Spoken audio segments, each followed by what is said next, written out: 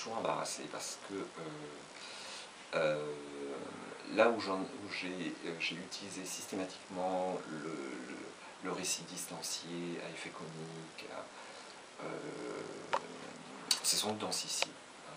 Mais Sissi, c'est vraiment un récit qu'on lit comme un récit comique sur les aventures d'une pauvre grosse fille. À partir de L'Homme Sœur, déjà la situation se prêtait moins au comique, parce que c'est quand même la solitude d'un homme qui vit une passion désastreuse pour une sœur qu'il ne voit jamais. Mais il y avait plus d'effets comiques que dans La vie est brève. La vie est brève, je me suis méfié de mon démon comique, et j'ai essayé d'être le plus sobre possible. Alors il y a par moments, comme ça, parce que je ne veux pas non plus... bon, ça c'est cette écriture qu'on a inventée il y a une vingtaine ou une trentaine d'années, cette écriture distanciée, où je ne voulais pas tomber dans un pathos, dans une espèce de réalisme dramatique, etc. À propos des personnages, ça aurait été insupportable. Il faut que le lecteur reprenne ses distances quand même par moment, et l'effet comique, ça sert à ça, évidemment. Mais je ne voulais pas non plus que ça en abuser, parce que sinon on perd en intensité quand même. Parce que c'est ça qui est quand même difficile dans l'histoire du comique, c'est que ce que vous gagnez en comique, en légèreté, vous le perdez aussi en intensité, en émotion. Et une scène d'amour, qu'elle soit au lit ou pas au lit, une scène d'amour, si il y a des blagues, s'il y a des choses drôles, et si ça arrive trop fréquemment, elle perd de son intensité, en fait, de son émotion. Elle risque, du moins. C'est un équilibre très très difficile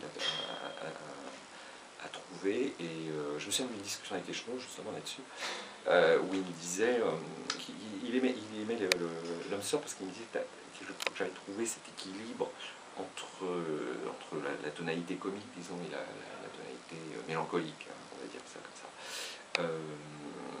Et je sais que, bon, lui, c'était un avis d'auteur, il sentait, et j'imagine que lui affronte le même problème, il sentait à quel point c'est difficile de faire un récit où on veut qu'il y ait de l'émotion, et en même temps de distancier ça. Et donc là, c'est un jeu d'équilibre très difficile.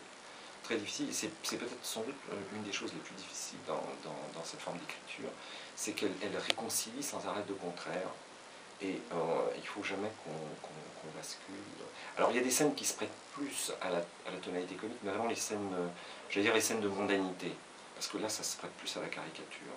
Quand Murphy va chez sa copine, Kate Milo, parce qu'elle a fait une soirée avec ses collègues, bon, là il y a plus de vacherie, sans la verve ironique, ou quand Blair Hello est avec sa femme chez je ne sais plus quel ami qui les a invités, et qui passe une soirée avec plein de gens. Là aussi, on sent des caricatures. Mais bon, il faut que ce soit limité dans l'espace et dans le temps, et il ne faut pas que ça contamine tout le récit, sinon le récit, le lecteur n'est pas ému. Je veux quand même qu'il le soit, parce que je trouve qu'il y a quelque chose d'émouvant. Bon, c'est des situations émouvantes en réalité. Et par exemple, un personnage qui est souvent traité un peu de manière distanciée comme ça, c'est Tannenbaum. Et j'étais content à la fin qu'il parte, enfin justement qu'il le quitte, qu'il l'embrasse et qu'il lui dise j'aurais aimé finir ma vie avec toi. Et l'autre me dit bah ça, il dit mais ça fait pas mourir. Enfin bon. Et j'ai envie de le dire. Bah. Et là il y a un moment d'émotion qui passe entre eux, qui sauve tout.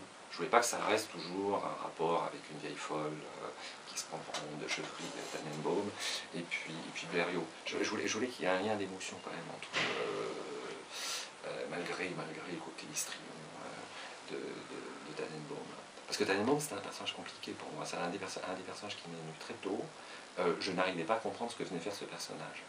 Il m'est venu parce que c'est une synthèse d'amis que j'ai autour de moi, sans doute, qui vont être contents en lisant. Donc ça, ce personnage, il s'est imposé tout seul, a priori sans aucun lien avec mon histoire de Nora, Manon, tout ça. Et puis je me suis rappelé que dans Manon, Desgrieux, il a toujours son copain qui s'appelle Tiberge, qui est le janséniste, et qu'à chaque fois que Desrieux est plaqué par Manon, il se retrouve chez son copain Jean Tiberge qui lui donne qui fait les leçons de morale, qui veut le ramener dans le sein de l'Église, parce qu'au départ, Desrieux était destiné à être prêtre.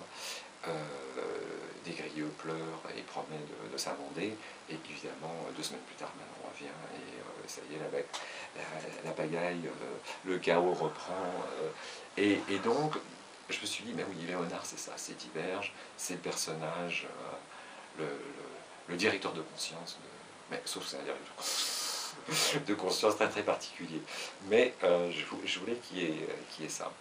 L'histoire de l'argent, c'est venu très tard, ça. C'est venu très tard au début. Et alors là, après, j'ai compris que ça avait une cohérence avec Manon. Mais quand je fais la présentation du livre, je le présente comme une évidence. Alors en réalité, non.